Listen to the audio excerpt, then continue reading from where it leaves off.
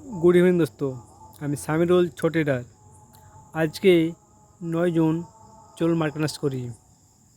দেখতেই পাচ্ছেন আজকে মার্কেট গ্যাপ আপ ওপেন হয়েছে, দিয়ে একটা আজকে মার্কেট সাইডওয়েজ মার্কেট ছিল।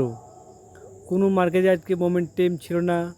আজকে যারাই বাই সাইড বা সেল সাইড ট্রেড নিয়েছিল তারা নিশ্চয়ই ট্যাপ হয়েছে।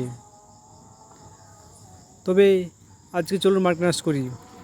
দেখতেই পাচ্ছেন গতকাল মার্কেটে ভালো একটা পজিটিভ মোমেন্টাম ছিল, তারপরে মার্কেট সাইডওয়েজ হয়ে যায়। সেটাও আজকে হয়েছে, একটু গ্যাপ আপ ওপেন হয়ে মার্কেট সাইডওয়েজ হয়ে গেছে।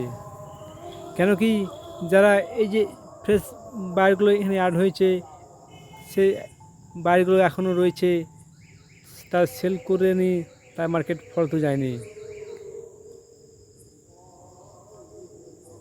মার্কেট একটু পুলব্যাক আসার পরে ফল তুলে যাবে, তো মার্কেটে কোনো পুলব্যাক আসেইনি, তাই মার্কেটে ফল তুলে যাচ্ছে না। আশা করি কালকে হয়তো মার্কেট একটু এই পুলব্যাক আসবে, তারপর ফল তুলে যাবে। তো চলুন দেখি ডেল টাইম ফ্রেম করে।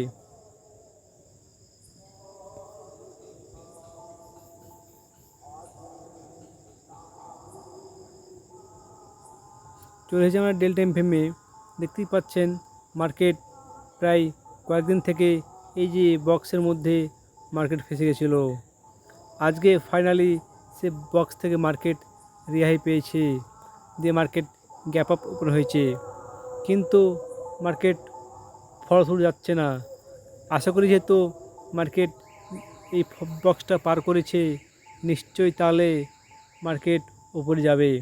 তবে ট্রেড করার আগে আপনি অ্যানালাইজ করবেন, ট্রেড করবেন। ধন্যবাদ।